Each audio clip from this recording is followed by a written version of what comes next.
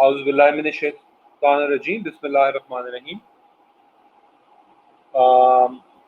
میں عدنان علی فاروقی ہوں اور میں مدھو مالا کے بہاف پہ آپ کو آج جو لیکچر دے رہا ہوں اس کا نام ہے movements for political and social change.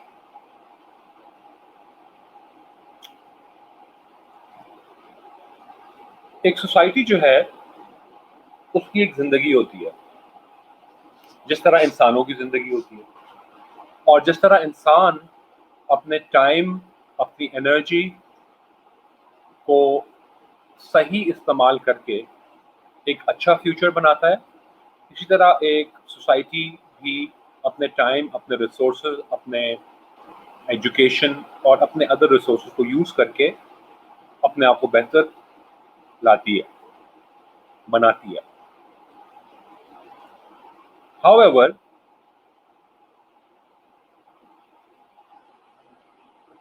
کچھ سوسائٹیز اور کچھ ریاستیں ایسا نہیں کر پاتی۔ وہ اسی لیے نہیں کر پاتی ہیں کیونکہ وہ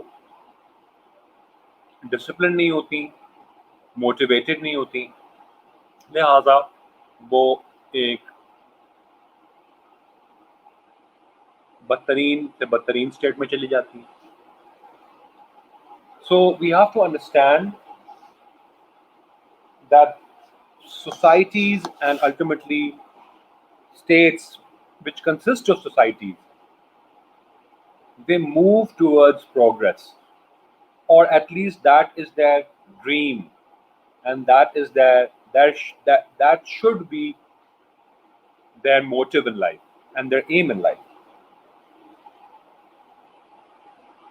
سوسائٹیز کو موٹیویٹ کرنا، لوگوں کو موبلائز کرنا ایک بہت امپورٹنٹ عمل ہے، اور اس کے لیے لیڈرشپ چاہیے ہوتی ہے، اس کے لیے آئیڈیالوجی چاہیے ہوتی ہے، اس کے لیے محنت چاہیے ہوتی ہے، اس کے لیے کنسسٹنسی چاہیے ہوتی ہے۔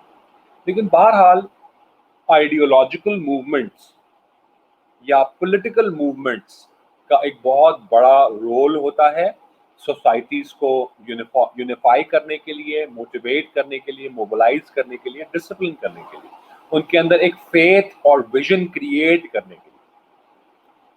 Therefore, political movements are extremely important to do so. Quaid Azam صاحب نے سب کانٹیننٹ کی مسلمانوں کو موٹیویٹ کیا، موبلائز کیا، ڈسپلن کیا، ان کو ایک ویژن دیا، اور پاکستان اس کے عمل میں آیا۔ اسی طرح ہم اگر ایران کی بات کریں تو 1979 سے پہلے ایران جو ہے وہ ایک بدترین معاشرتی اور سیاسی معاملے میں ڈوبا ہوا تھا۔ لیکن جب امام خمینی صاحب رحمۃ اللہ تعالیٰ علیہ آئے اور انہوں نے ایک عرصے تک موبلائز کیا، موٹیویٹ کیا، آئیڈیولوجیکل اور پولیٹیکل موومنٹ سٹارٹ کی، تو اس کے ثمرات ہم نے 1979 میں دیکھے، اور آج ہم یہ دیکھتے ہیں کہ ایران ماشاءاللہ دنیا میں بھی ایک مقام رکھتا ہے، اور مسلم امہ میں شاید سب سے منظم، سب سے ڈسپلنڈ اور سب سے ویژنری اسٹیٹ ہے۔ اور شاید ایران وہ قوم بن گئی ہے جس کو ہرانا بھی بہت مشکل ہے، جس کو قابو کرنا بھی بہت مشکل ہے، اور ایران نے جو لیڈرز پروڈیوس کیے ہیں وہ بھی ریمارکیبل ہیں۔ اگر ہم مسلم امہ یا مسلم ورلڈ کی بات کریں، بہت کم لیڈرشپ ہمیں نظر آتی ہے، فقدان نظر آتا ہے۔ Yes, we have Dr. Mahathir Mohamad of Malaysia. Yes, we have Sukarno of Indonesia. Yes, we have Zulfikar Ali Bhutto. Yes, we have Gaddafi. All of these leaders had some good points, had some bad points, but ultimately they served their nations. And similarly, we have Erdogan of Turkey. We have Ahmadinejad of Iran. We have Ayatollah Khomeini Sahab of Iran. Revolutionary and absolutely visionary leadership and political movements therefore change societies. So with that foundationary understanding, let's move on and see what social change is and how it is brought about. Basically, there are two kinds of political change which bring about social change, and they can be known as evolution or revolution. This is not to say that evolution is better and revolution is not, or revolution is better and evolution is not. Both can be productive and both can be non-productive.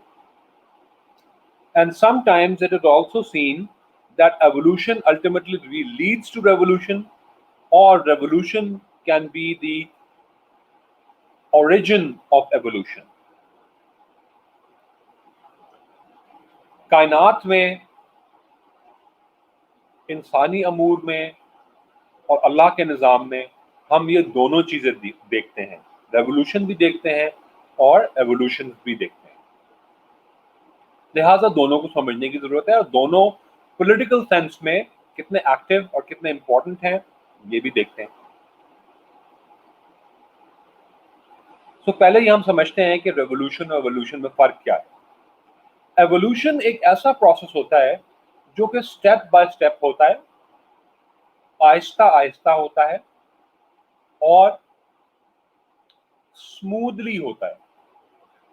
Evolution का process feel नहीं होता, नजर नहीं आता, लेकिन बहरहाल वो एक डेवलपमेंटल प्रोसेस होता है. इसकी एक मिसाल ये ले लेते हैं कि सुबह होती है, फिर there's early morning which we know as dawn, then there is morning, then there is late morning, then there is noon, then there is afternoon, then there's evening, and then there's night, and then there's midnight, and then the whole process is repeated again. But between midnight and dawn, there's also an evolution which is known as the twilight. एक 24 घंटे में भी आप देखते हैं कि कितनी evolution है. इसी तरह अगर हम रेवोल्यूशन की बात करें तो हम देखते हैं कि कभी कभार एकदम से बारिश हो जाती है और वो रेवोल्यूशनरी तौर पे एक चेंज ले आता है. फसल बेहतर हो जाती है, मौसम बेहतर हो जाता है, डिजीजेस खत्म हो जाती हैं, गर्द आलूद थम जाता है, एकदम से बारिश हो जाती है, एकदम से धूप निकल जाती है, उसके भी फवायद हैं. लिहाजा in human history both these things are important, and as they are evidence in nature as well. So evolution is a slow process, very smooth. Changes जो हैं वो अननोटिसेबल होती हैं, इतनी आसानी से समझ नहीं आती, ब्लर्ड होती हैं चेंजेस, अमूमन पीसफुल होती हैं, आहिस्ता आहिस्ता एक काम की तरफ आप गामजन होते हैं. एक बच्चा 10 साल लगाता है तब जाके मैट्रिक करता है, मैट्रिक के बाद 6-7 साल लगाता है तो वो मास्टर्स और एमफिल करता है. स्लो प्रोसेस है, ओवरनाइट नहीं होता. लिहाजा हम देखते हैं कि एवोल्यूशन और रेवोल्यूशन दोनों ही जरूरी होती हैं कभी कभार. एवोल्यूशन में पॉलिटिकल पार्टिसिपेशन होती है, यानी कि वोट के जरिए वोटिंग करते हैं आप, इलेक्शंस में पार्ट लेते हैं, इलेक्शन की कैंपेनिंग होती है, प्रोटेस्ट भी होते हैं, मुजाहरे भी होते हैं. इसी तरह जो इंफॉर्मेशन होती है जो कि कौम को बताई जाती है वो मीडिया के जरिए होती है, और मीडिया को बावर कराया जाता है, उनको अवेयर किया जाता है, अवेयरनेस क्रिएट की जाती है और बाशऊर बनाया जाता है कौम को. लीडरशिप जो होती है वो भी बड़ी काम होती है, स्टैटिक होती है, लॉन्ग टर्म लीडरशिप होती है, एकदम से चेंज नहीं होती लीडरशिप, 5 साल मिलते हैं काम करने के लिए. और ये सारी चीज़ें डेमोक्रेसी में भी हैं. लिहाजा डेमोक्रेसी को भी हम एक एवोल्यूशनरी प्रोजेक्ट कह सकते हैं. اور اس کی وجہ سے اس سارے پروسیس کی وجہ چونکہ سلو ہوتا ہے, اسموتھ ہوتا ہے, radical changes, over night changes نہیں ہوتے, لہٰذا لوگوں کے اوپر بھی کم دباؤ آتا ہے, سٹریس کم ہوتا ہے. اگر ہم ریولوشن کی بات کریں تو it is very fast, it is very rough, it is very bloody, خون خرابہ ہوتا ہے. Iranian revolution, French revolution,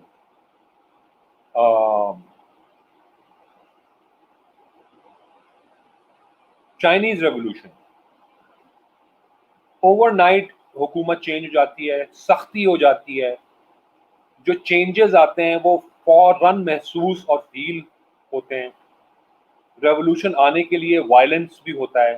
Marxist ایک وائلنٹ ریولوشن ہے مارکسزم, جبکہ لبرلزم ایک ایوولوشن ہے.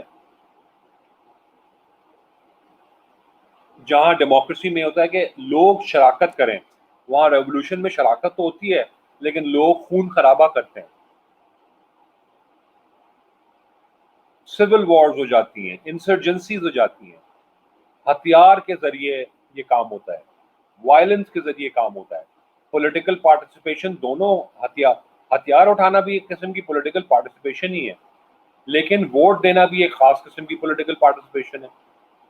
ووٹ کے ذریعے بھی آپ چینج کرتے ہیں اور سول وارز اور انسرجنسی کے ذریعے بھی آپ چینج لاتے ہیں, لیکن ایک سلو پروسیس ہے, سکون والا ہے, دوسرا جنگ اور جدل کے ذریعے. کبھی کبھار ریولوشنز فیل ہو جاتی ہیں, کبھی کبھار کامیاب ہو جاتی ہیں, کبھی کبھار ایوولوشنز فیل ہو جاتی ہیں, کبھی کبھار ایوولوشنز بھی کامیاب ہو جاتی ہیں.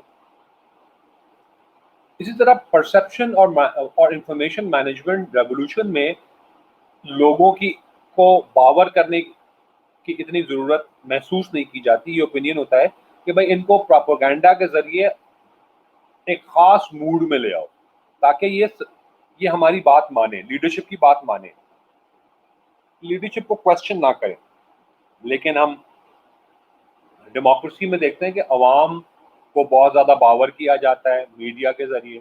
پروپیگنڈا کا استعمال کم ہوتا ہے, ہوتا تو ہے لیکن کم ہوتا ہے, لیکن اس کے بھی ہمیشہ سود مند نتائج نہیں ملتے. بہت ساری ڈیموکریٹک کنٹریز جو ہیں وہ بہت سارے ڈیسیشنز نہیں لے پاتی کیونکہ عوام راضی نہیں ہوتی, عوام کی سمجھ میں نہیں آ رہا ہوگا کہ یہ کام ان کی بہتری کے لیے. لہٰذا ریولوشنری گورنمنٹس یا پولیٹیکل موومنٹ جو ہے وہ سختی تو کرتی ہیں لیکن عوام کی بہتری کے لیے کرتی ہیں. چائنا کو دیکھ لیں, انڈونیشیا کو دیکھ لیں, فرانس کو دیکھ لیں, ایران کو دیکھ لیں, سختی تو ہوئی لیکن قوم بن گئی. اور اگر آپ ان کنٹریز کو دیکھیں جہاں 70 سال سے ڈیموکریسی ہو یا یو این کے بننے کے بعد ڈیموکریسی ہو, تو بہت سارے ملک آپ کو نظر آتے ہیں کہ وہاں کوئی کام نہیں ہوا. کیوبا کو دیکھ لیں, revolutionary and strict as compare to Haiti. Haiti میں ڈیموکریسی ہے, دونوں کو کمپیئر کر لیں, کیوبا بہت سخت زبردست طریقے سے. آج کیوبا میں جو ہیلتھ سروسز ہیں اور ایجوکیشن سروسز ہیں وہ کسی بھی ویسٹرن ماڈرن ورلڈ سے کافی حد تک کمپیئر کی جا سکتی ہیں. اور برابر میں ایک ملک ہے ہیٹی, جمہوریت ہے لیکن بدترین سوشل کنڈیشنز ہیں, بدترین ہیلتھ, بدترین ایجوکیشن, بدترین سوسائٹی کا نظام ہے.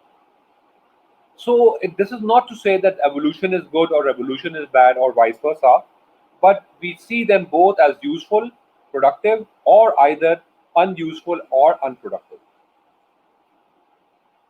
لیڈرشپ رول ریولوشن میں بڑا کائنیٹک ہوتا ہے, ڈائنامک ہوتا ہے, جیسے کہ اگین امام خمینی صاحب نے کیا, جیسے کہ اگین ماؤ صاحب نے کیا, جیسے کہ اگین ایردوغان نے ڈسپلے کیا. ایردوغان ایک بڑا انٹرسٹنگ انسان ہے کیونکہ اس نے ایوولوشن کے ذریعے ریولوشن لایا. جب ریولوشن کی ضرورت ہوئی تو وہ کھڑا ہو گیا فوج کے آگے. آپ سب کو پتا ہے کہ ٹرکی میں 1-1.5 سال پہلے کیا ہوا. فوج نے حکومت الٹانے کی کوشش کی لیکن ایردوغان کے لوگ اتنے سپورٹر تھے کہ انہوں نے فوج کو کھڈے لائن لگا دیا. آئی ایم سوری, یہ شاید میں نے تھوڑا ان اکیڈمک ورڈ یوز کر دیا, لیکن on a casual note this is what happened. Generals, بڑے بڑے پولیس والے, بڑے بڑے بیوروکریٹس, ان کو لٹرلی چین پہنا کے ڈنڈے مار مار کے لے گئے. اس سے کیا ہوا, ایردوغان صاحب کی حکومت اور مضبوط اور منظم ہو گئی. Strict rule is sometimes good. لیکن اس کی وجہ سے ریولیوشن کی وجہ سے لوگوں کے اوپر بہت اسٹریس بھی آ جاتا ہے. وہ اس لیے کیونکہ لوگ ایک بدمست زندگی گزار رہے ہوتے ہیں اور ایک دم سے overnight strict rule strict laws آ جاتے ہیں. جلدی سے اگر میں اس کی ایک مثال دوں, China was probably the most corrupt nation of the world. Malaysia and Thailand and Indonesia were known as the shithole of Asia. This is the name that was given to these countries, the shithole of Asia. But look at them now. Overnight revolution آئی, کہا کہ کوئی corruption نہیں ہوگی, ہوگی تو اس کا سخت اور تیزی سے خاتمہ ہوگا. ایک سال پہلے کی بات ہے, ایک 30 اور 35 سال کی ایک خاتون جو کہ چائنا میں ایک بیوروکریٹ تھی, انہوں نے کچھ کرپشن کی تھی. ان کو ان کرپشن کے پیسوں سے جو انہوں نے دولت بنائی تھی, اسے جو خوبصورت کپڑے, خوبصورت بیگ اور جوتے خریدے تھے, وہی ان کو پہنایا گیا اور پبلکلی ان کو سر پہ گولی مار دی گئی. Imagine the kind of powerful message, anti-corruption message that was sent. But then again we have people, nations who are struggling to overcome corruption in Africa and other countries through evolution process. نہیں ہو پا رہا, اگر ہو رہا ہے تو اتنا late ہو رہا ہے کہ 2-3 جنریشنز گزر گئی اور کرپشن کا خاتمہ نہیں ہو سکا اور کرپٹ لوگ دندناتے پھر رہے ہیں. اسی طرح یہ کہا جاتا ہے کہ خمینی صاحب ہر روز صبح اٹھ کے 5-6 corrupt generals, corrupt bureaucrats, corrupt politicians کا ناشتہ کیا کرتے تھے. یہ ایک عام جملہ تھا. ناشتہ کا مطلب یہ تھا ان کو لٹکا دیا جاتا تھا تہران اسکوائر میں. لیکن ایسی سوسائٹیز نہیں ہیں جنہوں نے ایوولوشن کے ذریعے یہ چینج لایا. We see that in America. We see that in Japan. We see that in South Korea. We see that in a lot of European countries as well. So you can't say one is different and one is, well, they were different, but one is better than the other. No. So you need to adopt evolution or revolution, and this is dictated by your social circumstances, your social realities. Civil society کا role کیا ہوتا ہے political movements میں؟ بہت important بات ہے جاننا.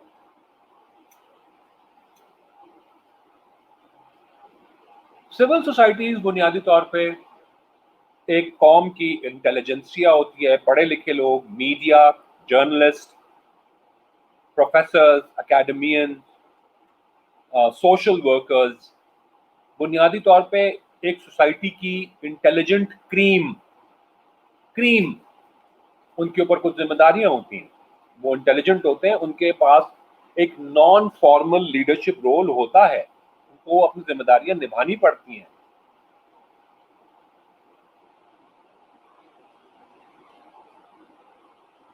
اگر آپ, اور اسی لیے میں نے کچھ کیس سٹڈیز لکھی ہوئی, اگر آپ ایرانین ریولوشن کی بات کریں تو اس میں خمینی صاحب کو جو رول تھا وہ تو تھا ہی, لیکن بہت سارے انٹیلیجنسیا اور اس قسم کے سول سوسائٹی کے لوگ بھی تھے. امام خمینی صاحب اپنے لیکچرز ریکارڈ کرا کے کیسٹس میں پیرس سے بیچتے تھے, جلا وطن ہو گئے تھے وہ, اور وہ کیسٹس چپ چاپ پورے ایران میں پھیلتے تھے. اور یہ 1-2 سال میں نہیں ہوا, took a decade, more than a decade. ایک قوم کو منظم کرنے کے لیے, اس کی سوچ اجاگر کرنے کے لیے ٹائم چاہیے ہوتا ہے, اس کے بعد ریولوشن ہوتا ہے. لہٰذا ہم دیکھتے ہیں کہ ریولوشن سے پہلے بھی ایک خاص ایوولوشنری پروسیس ہوتا ہے. اگین وی سی چائنا, ماؤ نے 10 سال کی سول وار لڑی, جنگ لڑی. امام خمینی صاحب نے ریولوشن تو لائے لیکن ایوولوشنری پروسیس سے لائے. ماؤ صاحب جنگ کے ذریعے, وائلنس کے ذریعے 10 سال جنگ لڑی اور ملک کو صحیح راہوں میں گامزن کر دیا. Again we have the Vietnam war as well. Vietnam war میں امریکہ انوالو تھا, فرانس انوالو تھا, بدترین شکست کا سامنا ہو گیا ان کو. سول سوسائٹی وہاں کچھ سول سوسائٹی نے کچھ لیڈرز جنریٹ کیے. اسی لیے ایک پڑھی لکھی عوام ہونا ضروری ہوتی ہے, کیونکہ کروڑوں کی پڑھی لکھی عوام اگر ہوتی ہے تو اس میں چند ایک لیڈر نکلتے ہیں جو کہ اپنی قوم کو لے کے چلتے ہیں. تاج برطانیہ نے 100 سال سے زیادہ حکومت کی سب کانٹیننٹ میں. بہت سارے لیڈرز آئے, مرتے گئے. فائنلی کچھ لیڈرز ایسے آئے جنہوں نے جان چھڑائی. کیا پڑھے لکھے لوگ نہیں تھے؟ بہت تھے, لیکن لیڈرشپ رول ازیوم کرنے کے لیے ایک خاص قسم کا انسان چاہیے ہوتا ہے. اسی طرح ہم یہ بھی دیکھتے ہیں, ہم نے دیکھا کہ جارج فلوئڈ نامی ایک بندہ امریکہ میں, ایک بلیک آدمی, وہ پولیس بروٹالٹی کی وجہ سے مارا جاتا ہے, اور اس کی وجہ سے سول سوسائٹی موو ہو جاتی ہے. ہالی ووڈ کے ایکٹرز, ہالی ووڈ کے ڈائریکٹرز, وہاں کے پروفیسرز, وہاں کے university professors, academia, intelligentsia, journalist, actors سڑکوں پہ نکل آئے, اور انہوں نے مجبور کر دیا کہ وہاں ریفارمز ہوں, پولیس ریفارمز ہوں. راتوں رات پولیس ریفارمز ہوئے وہاں. پولیس کے چیفز کو فائر کر دیا گیا, لیجسلیشن میں چینجز ہو گئی, قانون سازی ہو گئی. پولیس کا جو پولیس اکیڈمیز میں جو کریکولم تھا وہ آلٹر ہو گیا. یہ سارا کچھ ہوا, یہاں تک کہ یورپ میں بھی ہو گیا اس کی وجہ سے. سو why did this happen? Active civil society. They were prepared to take up that responsibility and challenge the wrong doing of the government, and the government was also good enough to listen to them. It happens both way. Turkish کو کا میں example دے چکا ہوں آپ کو. ایردوغان نے اتنا اچھی گورننس کی کہ اس کو طاقت کے زور میں بھی نہیں ہٹایا جا سکا. فوج کے کچھ جرنیل کو کرنے لگے, ان کو شکست کا سامنا ہوا. All this happened because of effective civil society. Civil society took up that role and that responsibility.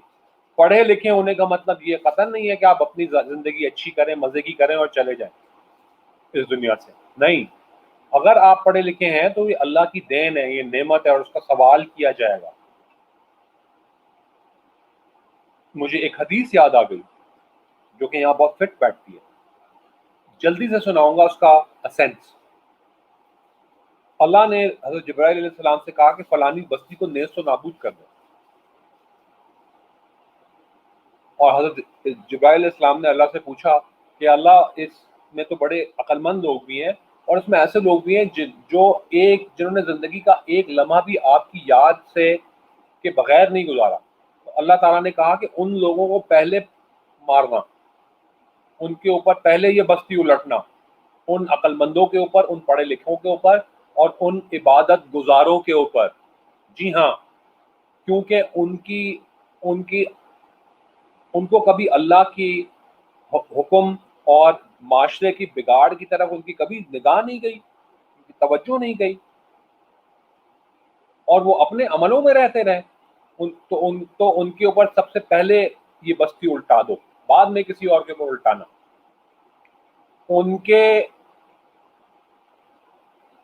ان کا رنگ اللہ کے نام کے غیرت کی وجہ سے کبھی سرخ نہیں ہوا.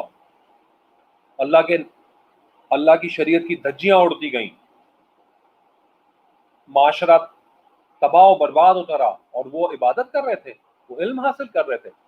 منہ پہ مار دو ان کے علم. ایسا again meaning to say that the civil society, اللہ کی نگاہ میں بھی وہ لوگ جو کہ سوسائٹی میں زیادہ پڑھے لکھے ہیں, ان کے اوپر ایک ذمہ داری ہے. This is extremely important in terms of international relations as well. Rational grounds میں بھی civil society کا نوشن یہی ہے, ذمہ داری لو, کیونکہ تم زیادہ پڑھے لکھے ہو, تم زیادہ عقل مند ہو, تم زیادہ طاقتور ہو, تم زیادہ چیزوں کو سمجھتے ہو. تو civil society is extremely important for the growth and development of society. Social media ایک ایسا پلیٹ فارم یا انجن ہے جو کہ آج ہمیں گلوبلائز ورلڈ میں مل گیا ہے پچھلے 25-30 سالوں سے. اس کا بھی ایک بہت بڑا رول ہے سوسائٹی کو چینج کرنے میں. ہم دیکھتے ہیں کہ میمز ایک بڑی مزے کی چیز ہے، لیکن اکثر میمز سے بہت سیریس میسیجز دیے جاتے ہیں پولیٹیکل، سوسائٹی کے لیول پہ، انڈیویجول کے لیول پہ، لیکن وہ بہت امپورٹنٹ میسیجز ہوتے ہیں پولیٹیکل حکومتوں کو کرٹیسائز کرنے کے لیے، تعلیمی نظام کو کرٹیسائز کرنے کے لیے، ایک انسان کی سوچ کو کرٹیسائز کرنے کے لیے، بٹ ان اے فنی اینڈ کیجول وے، لیکن سوچنے کے لیے بہرحال وہ ایک امپورٹنٹ چیز ہوتی ہے. اسی طرح ہم دیکھتے ہیں کہ سوشل میڈیا میں پولز ہوتے ہیں، پٹیشنز ہوتے ہیں. آپ نے اکثر دیکھا ہوگا فیس بک میں کہ پول ہو رہا ہے کہ آپ کو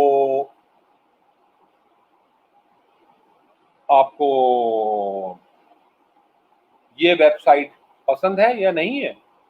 بہت دفعہ پٹیشنز ہوتی ہیں کہ بھائی ban this website, ban it.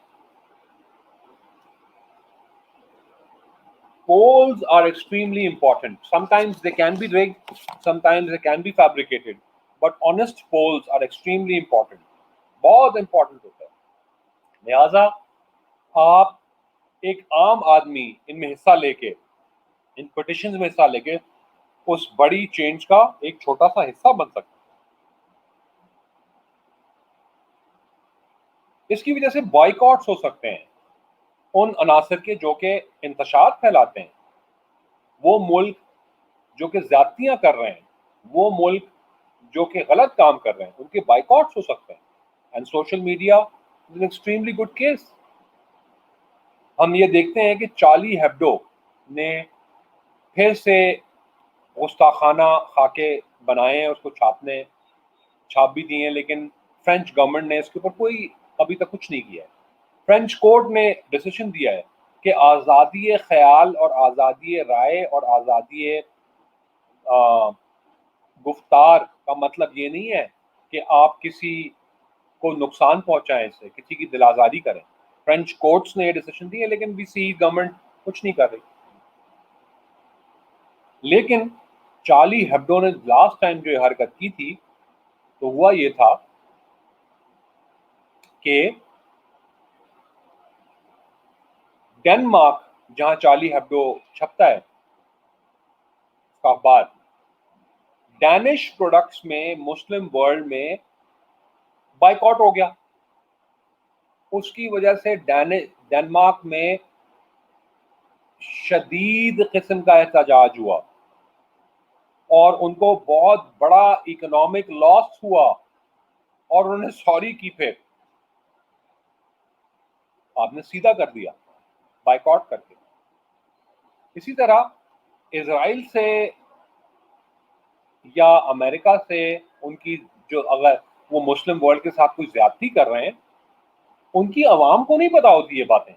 ان کی عوام پتہ بھی ہوتی ہیں لیکن بہت زیادہ حد تک نہیں بھی پتا ہوتا. عوام کو عموماً نہیں پتا ہوتی ہیں چیزیں. لیکن آپ عوام تک کیسے باور کریں گے؟ ایک طریقہ یہ ہے کہ آپ ورلڈ ٹریڈ سینٹر گرا دیں، جہاز گھسا دیں. نہیں، دس از ناٹ آن. آپ کو انٹلیکچوئل لیول پہ، سول لیول پہ، ایجوکیٹڈ لیول پہ آپ کو ان کو باور کرانا ہوگا. اور اس کا بہترین طریقہ، ان کے معاشروں میں سوشل چینج لانے کا بہترین طریقہ یہ ہے کہ آپ سوشل میڈیا کا استعمال کریں، بائیکاٹ کر دیں. جسٹ امیجن وہ کمپنیز، وہ ملٹی نیشنل کمپنیز جو کہ اسرائیل کو فنڈ کرتی ہیں، اور ایسی بہت ساری کمپنیز ہیں، ایسی بہت ساری کنٹریز ہیں. امریکہ اسرائیل کو فنڈ کرتا ہے. بہت ساری ملٹی نیشنل کارپوریشنز ہیں جو کہ اسرائیل کو فنڈ کرتی ہیں. کتنوں کا نام آپ کو پتا ہے؟ بتائیے. کیا آپ کو پتا ہے کہ ٹویوٹا جو ہے اٹ از اونڈ 50% بائی اسرائیل؟ کیا آپ کو یہ پتا ہے that Fuji is owned 50% or majority of the shares are owned by Israel? کیا آپ کو پتا ہے نوکیا کا کون مالک ہے؟ چلیں یہ تو پتہ ہی ہوگا کہ پیپسی اور کوکا کولا اور لیور بردرز اور یونی لیور کون رن کر رہا ہے. اگر آپ کو صرف یہ پتا چل جائے کہ Pepsi as a corporation, as a multinational corporation Israel میں کتنی فنڈنگ کرتی ہے، اور اگر آپ صرف یہ سوچنے کہ ایک مسلمان ہونے کی حیثیت سے میں پیپسی نہیں پیوں گا، پوری دنیا میں اگر پیپسی پینا مسلمان بند کر دیں تو میں آپ کو یقین دلاتا ہوں کہ یہ اتنا بڑا دھچکا ہوگا پیپسی کوآپریشن کے لیے کہ وہ ہل جائے گا. لیکن ہم یہ کام نہیں کرتے. This is just one example of how social media can be used. It's a very powerful media کہ ایک عام آدمی اپنی اوپینین اور اپنے ایکشن سے سوشل چینج لا سکتا ہے. جسٹ امیجن کہ ایک جاپان میں ایک بڑا مزے کا میں نے ایک ٹرینڈ اسٹڈی کیا. وہاں کی عوام کو اگر کوئی چیز نہیں پسند آتی گورنمنٹ کی یا سوسائٹی کی تو ایک پول جنریٹ ہوتا ہے اور وہ یہ کہتے ہیں کہ بھائی ہمیں گورنمنٹ کی فلانی چیز نہیں پسند، اور جو لوگ اس سے اتفاق کرتے ہیں وہ ایک ہفتے تک اپنے رائٹ ہینڈ سائڈ پہ ایک کالے رنگ کا کپڑا باندھ لیں گے. آپ کام بھی کریں، آپ ایجوکیشن حاصل کریں، لیکن آپ اپنی اوپینین دیں کہ ہمیں گورنمنٹ کی یہ بات نہیں پسند، اناؤنس کر دیں، اور اس کا اظہار کرنے کے لیے آپ نے اپنے بازو پہ کالا پٹا باندھ لیا. بہت بڑی امپیکٹ آتا ہے، پریشر جنریٹ ہوتا ہے، سوشل پریشر، مورل پریشر، اور سوسائٹیز موو اور چینج ہوتی ہیں انہی چیزوں کی وجہ سے. سوسائٹی میں اور بھی بہت ساری چیزیں چینج ہوتی ہیں. آرگنائزڈ کرائم کی وجہ سے بھی سوسائٹی چینج ہوتی ہے، وار اور ٹیررزم کی وجہ سے بھی ہوتی ہے. تو جو اچھی چیزیں سوسائٹی میں چینج ہوتی ہیں وہ بھی ہوتی ہیں، لیکن سوسائٹی میں کچھ بری چیزیں بھی اچھی چیزیں لے آتا ہے اور کچھ بری چیزیں بھی لے آتا ہے. اس کے کچھ ایگزامپلز ہم دیکھ لیتے ہیں. لبرلزم، ویتنام وار کے بعد ڈیموکریسی اور لبرلزم ختم، نیست و نابود ہونے پہ آ گیا تھا، کیونکہ امریکن سٹیزنز نے یہ احساس کیا کہ ویتنام نے امریکہ نے ظلم کیا ہے، اور اس کی وجہ سے اگر یہی ڈیموکریسی ہے اور یہی لبرلزم ہے تو لعنت بھیجتے ہیں ہم. بہت سیریس موومنٹ ہو گئی تھی، یہاں تک کہ democracy and liberalism were almost dead, dying in America because of Vietnam war. وہ پھر بعد میں لبرل اسکالرشپ نے اس کو ریوائز کرنے کے لیے بھی اتنی ہی محنت کی. جان رالز ایک ایسا نام ہے، اس نے بہت محنت کی. اسی طرح کے اور بہت سارے لبرل اور ڈیموکریٹک سوچ رکھنے والے لوگوں نے پوری امریکن عوام کو یہ باور کرایا کہ نہیں لبرلزم اچھا ہے، واپس اس کو اچھا بنایا. ایل کپون نامی ایک بندہ تھا. ایل کپون ایک ایسا شخص تھا جو ارلی 1900 میں، آئی تھنک 1940s میں، وہ شکاگو کا بیتاج بادشاہ تھا اور ڈان تھا، وہ بہت بڑا ڈان تھا. اس نے شراب کے اڈے اور دیگر سارے negative crime, organise crime, kidnapping اور جو بھی ہر قسم کی غلط اور بدکردار چیزیں وہ چلاتا تھا. دھندا تھا اس کا، کام تھا اس کا. لیکن سوسائٹی اتنی تنگ آ گئی اس سے کہ پوری سوسائٹی نے مل کے ایل کپون کے خلاف لڑا، اور جو سرکار میں یا گورنمنٹ میں جو لوگ ملے ہوئے تھے ملوث تھے ایل کپون کے ساتھ، ان کو بھی ایکسپوز کیا. الٹیمیٹلی ایل کپون جو ہے اس کو جیل ہوئی. کچھ اچھے لوگ سول سوسائٹی سے ملے، کچھ اچھے لوگ گورنمنٹ کے ملے، کچھ اچھی عوام ملی، اور ایل کپون جو کہ اتنا ہیبتناک آدمی تھا، اس کو اٹھا کے باہر پھینک دیا، جیل میں پھینکا. اور ایل کپون ایسا انسان تھا جو کہ سپاری لے کے قتل کرنا اس کے لیے ایک مذاق تھا، یا کسی کو قتل کروانا مذاق تھا اس کے لیے. سب سے بڑا ڈان اور بدماش تھا شکاگو میں. ریڈ اپ آن ہم.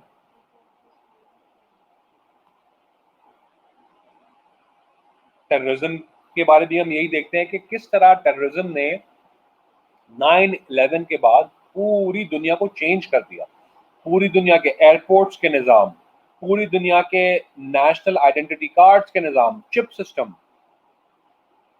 آپ سیل فون میں ایک نیا سم لیتے ہیں، نام پتے CNIC کے بغیر نہیں لے سکتے. اب آپ بہت ساری چیزیں انٹرنیٹ میں نہیں بول سکتے، نہیں کر سکتے. بہت ساری میں آپ کو ایک چھوٹی سی اگزامپل دیتا ہوں. 9/11 سے پہلے میں نے امریکہ سے ایک ملٹی ٹول منگوا لیا. ملٹی ٹول ایک ایسی چیز ہوتی ہے جیسے ایک پین نائف یا سوئس آرمی نائف، جس میں بہت ساری چیز، ایک چھوٹا سا نائف ہوتا ہے جس میں چھوٹا سا بلیڈ بھی ہوتا ہے، لیکن اس میں اسکرو ڈرائیور بھی ہوتا ہے، اس میں چھوٹی سی آری بھی ہوتی ہے، چھوٹا سا پلاس بھی ہوتا ہے، کینچی بھی ہوتی ہے. آپ نے دیکھا ہوگا. میں نے بآسانی میل کے ذریعے آرڈر کیا اور وہ آ گیا. لیکن آج اگر آپ یہ کریں گے تو آپ اپنے اوپر ایک خامخواہ کا کلاڑی مار رہے ہیں اور کچھ نہیں. World has change because of one social incident. اسی طرح جنگیں جب ہوتی ہیں تو پوری سوسائٹیز کو چینج کر دیتی ہیں، کبھی کبھار اچھی طریقے سے، کبھی کبھار بری طریقے سے. افغانستان میں جو جنگ ہو رہی ہے اس نے پوری سوسائٹی کو تباہ کر دیا. Violence, drugs, crime, narcotics. Contingent theory of war کیا ہے میں آپ کو ڈسکس کرتا ہوں. افغانستان میں جو 40 سال سے جنگ ہو رہی ہے وہ بیچارے اس طرح ہو گئے. لیکن کبھی کبھار جنگ کے ذریعے یہ بھی ہوتا ہے کہ قوم منظم ہو جاتی ہے، جیسے ہم نے 1965 کی جنگ میں دیکھا. قوم منظم. اسی طرح ہم نے ورلڈ وار 2 میں دیکھا، پوری رشیا منظم ہو گئی اور رشیا کی وجہ سے جرمنی ہارا. نہیں تو جرمنی تو پورے یورپ پہ قبضہ ہو گیا تھا، وہ رشیا تک پہنچ گیا تھا. اور اس کے بعد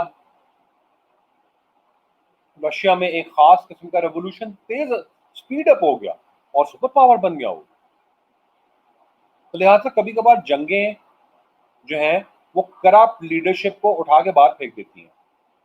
کینتھ والٹس جو نیو ریئلزم کا بانی ہے وہ یہ کہتا ہے، اس کی تھیوری کا حصہ ہے کہ جب اگر ایک قوم کو منظم کرنا ہو تو اس کے اوپر جنگ مسلط ہو جائے تو وہ منظم ہو جائے گی. شاید پہلے منظم نہ ہو سکے لیکن بعد میں منظم ہو جائے گی. It's a theory and sometimes it has seen to be proven to be true. American revolutionary war کو دیکھ لیں آپ. منظم ہوئے، جنگ لڑی، تاج برطانیہ کو مار مار کے باہر نکالا، اور اب امریکہ کیا نیشن ہے، سپر پاور ہے. ہم سب جانتے ہیں امریکہ is a beautiful nation, a beautiful society. Yes, it does have some bad points as well, لیکن overall disciplined, hard working, humanitarianism ان میں ہے. ان کی پالیٹکس، انٹرنیشنل پالیٹکس ڈسٹربڈ ہے، لیکن وہ education, hard work, research, cleanliness, hygiene, اخلاقیات بہت زیادہ اچھے بھی ہیں. سو کبھی کبھار جیو پالیٹکس اور وار کی وجہ سے بھی چیزیں ہوتی ہیں.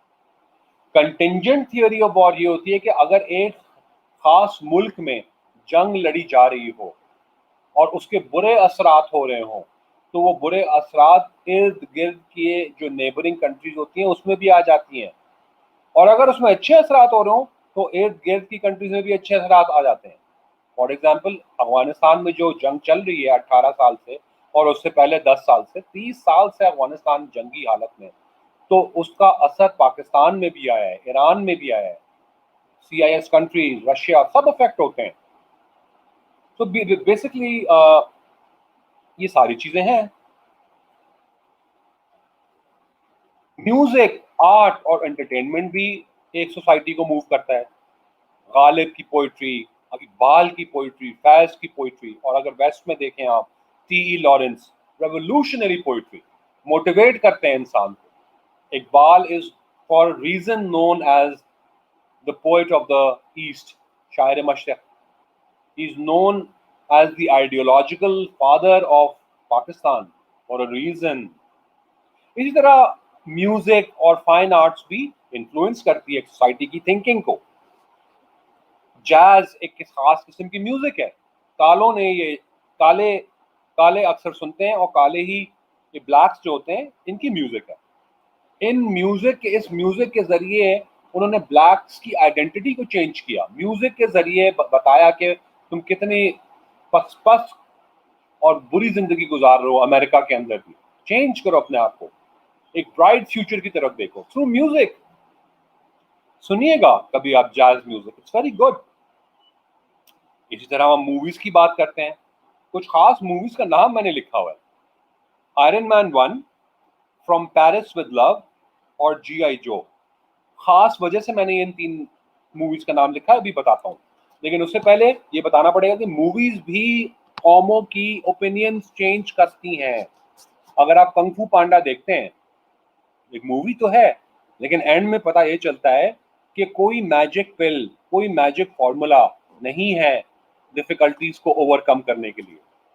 وہ سب کچھ آپ کے اندر ہے, آپ کا جذبہ, آپ کا ڈٹرمنیشن, آپ کی ول پاور, آپ کی اسٹرگل, آپ کی مینٹالٹی, آپ کا mind set. The secret ingredient is within you. That was the message from a movie, a cartoon movie. Similarly, there are many good movies to be seen جو کہ پوری ملک اور قوم کی سائیکی کے اوپر افیکٹ ہوتی ہے. Iron Man 1, from Paris with love, اور جی آئی جو میں ایک چیز کامن ہے. دیکھیے گا یہ موویز آپ, اور آپ کو یہ چیز پتا چل جائے گی. ان تینوں موویز میں یہ دکھایا گیا ہے کہ پاکستان ایک ٹیررسٹ کنٹری ہے. لہٰذا امریکن نیشن جو یہ موویز دیکھتی ہیں ان کو آپ نے باور کرا دیا کہ پاکستان ایک ٹیررسٹ کنٹری ہے. اس امیج کو کینسل کرنے کے لیے اب آپ کو سوشل میڈیا کے ذریعے دکھانا پڑے گا, سافٹ پاور کے ذریعے, کہ پاکستان کتنی خوبصورت کنٹری ہے, اس کا کلچر کتنا خوبصورت ہے, بھائی چارہ. یہ بھی ایک حقیقت ہے کہ ایدھی صاحب پاکستان میں آئے ہیں. یہ بھی ایک حقیقت ہے کہ پاکستان کے لوگ بہت ٹالرنٹ ہیں, اور یہ اسٹیٹسٹکلی پروون ہے. ہم میں ریشل ایلیمنٹ بالکل سب سے کم ہے. سوشل سائنسز کی میں اسٹیٹسٹکس بتا رہا ہوں, میں اپنے من سے یہ آپ کو نہیں بتا رہا. You have to show the beauty of Pakistan. لیکن آج Pakistan epicentre of terror بن چکا ہے. کیوں؟ بیکاز پرسپشن اس طرح کریٹ کی گئی ہے. ان 3 موویز میں, آئرن مین 1 میں جو ولن ہے وہ نہ صرف پاکستانی ہے, اس کو پاکستان میں دکھایا گیا ہے وزیرستان سائیڈ میں, اور وہ اردو بھی بول رہا ہے. نہیں یقین آ رہا؟ آپ پلیز دیکھ لیں Iron Man 1. From Paris with love ایک اسپائی تھرلر ہے. اس کا جو ہیرو ہے وہ یہ کہتا ہے کہ یہ جو فنڈنگ ہے یہ پاکستان جائے گی اور وہاں ٹیررسٹ کے ہاتھ میں آئے گی, اور وہ ایک نیوکلیئر ویپن بنا لیں گے. میننگ ٹو سے پاکستان کو نیوکلیئر کنٹری بھی نہیں ہونا چاہیے, کیونکہ وہاں ایکسٹریمزم اور ٹیررزم اتنے زیادہ ہے کہ وہ اپنے نیوکلیئر ایسٹس کو ہی نہیں بچا سکیں گے. حقیقت یہ ہے کہ پاکستان کا نیوکلیئر پروگرام اور اس کو سیف گارڈ کرنے کے لیے سیکیورٹی کے جو سٹینڈرڈز ہیں وہ دنیا کے بہترین سٹینڈرڈز میں سے ایک ہے. One of the best security mechanism of nuclear assets protection is the one designed in Pakistan. کتنے لوگ یہ بات جانتے ہیں؟ کتنے پاکستانی یہ بات جانتے ہیں؟ جب عوام ہی جاہل ہے تو وہ اپنا مقدمہ انٹرنیشنل کمیونٹی میں کیسے رن کریں گے؟ You cannot do it. جی آئی جو فلم شروع ہی ایسے ہوتی ہے کہ ایک آرمی کا ہیڈ کوارٹر دکھایا ہے, US آرمی کا, اور وہاں یہ بات بتائی جا رہی ہے کہ پاکستان کے جو نیوکلیئر ایسٹس ہیں وہ ٹیررسٹ آرگنائزیشنز کے ہتھے چڑھ گئے ہیں, اور لہٰذا اب یونائٹڈ اسٹیٹس کی ایک کمانڈو فورس پاکستان میں ایک ایکشن کرے گی جس کے تحت وہ وہاں کے نیوکلیئر ویپنس کو اٹھا کے لے آئے گی. Perception management through movies society کا مائنڈ چینج کر دیا. آرٹ بھی اسی طرح پولیٹیکل ایکسپریشن کے لیے یوز ہوتی ہے. یہ بیٹ مین اور سپر مین بیسکلی آرٹ بھی ہے, پرنٹ میڈیا بھی ہے, کامکس بھی ہیں, لیکن ان کے پیچھے بہت سیریس میسیجز ہوتے ہیں. کبھی آپ سپر مین یا بیٹ مین کی کامک اٹھا کے پڑھیں, سوسائٹی کے بہت سیریس ایشوز ڈسکس ہوئے ہوتے ہیں ان کامکس میں. They're not for kids. So we need to change our mentalities. بدقسمتی سے پاکستان ایک بہت انٹلیکچوئل طور پہ بہت ہی پست قوم ہے. یہ حقیقت ہے ہماری. چونکہ ہمیں we don't like to research, we have no, ہم ایجوکیشن سے دور ہو گئے ہیں. نہ ہی ہمیں شوق ہے تعلیم حاصل کرنے کا. ہم تعلیم حاصل کرتے ہیں نوکری کی وجہ سے. اور اللہ نے جو پہلا لفظ ہمیں بتلایا اقرا, پڑھو, اس سے ہی دور ہو گئے. آج ہم تعلیم حاصل کرتے ہیں سی ایس ایس کرنے کے لیے. آج ہم تعلیم حاصل کرتے ہیں شیل میں نوکری مل جائے, کسی اچھے بینک میں نوکری مل جائے, گاڑی خرید سکیں. آج ہم تعلیم حاصل کرتے ہیں کہ ہمیں اچھی نوکری مل جائے گی تو ہمیں عزت سے دیکھا جائے گا. ہم تعلیم اور علم کی ایک انٹرنزک ویلیو کو فراموش کر چکے ہیں. اور جو قومیں یہ کرتی ہیں ان کا حشر شاید یہی ہوتا ہے جو ہمارا ہو رہا ہے. سوچنے کی بات ہے. سو سوشل موومنٹس کے اندر سول سوسائٹی کا بھی ہاتھ ہے, گورنمنٹ کا بھی ہاتھ ہے, اور ایک عام انسان کا بھی ہاتھ ہے. آخر کار عام آدمی ہی سوشل موومنٹس لاتا ہے, تو سول سوسائٹی کا ممبر بنتا ہے. لہٰذا political ideologies, populism, constructivism, feminism, liberalism, socialism, capitalism, isms کی تو بھرمار ہے. لیکن بنیادی طور پہ the question to be asked is what the civil society is doing. اور سوشل موومنٹ چاہے جتنی بھی اچھی پولیٹیکل آئیڈیالوجی ہو, وہ لیڈرشپ کے بغیر یا سول سوسائٹی کے بغیر یا ایک اوور آل اویئرنیس کے بغیر وہ سوشل چینج نہیں آ سکتا. اسی کے ساتھ ہم یہ لیکچر ختم کرتے ہیں. آئی ہوپ آپ کے پاس کوئی کوشچنز اگر جنریٹ ہوں گے تو آپ مجھ سے پوچھ لیں گے. Thank you very much.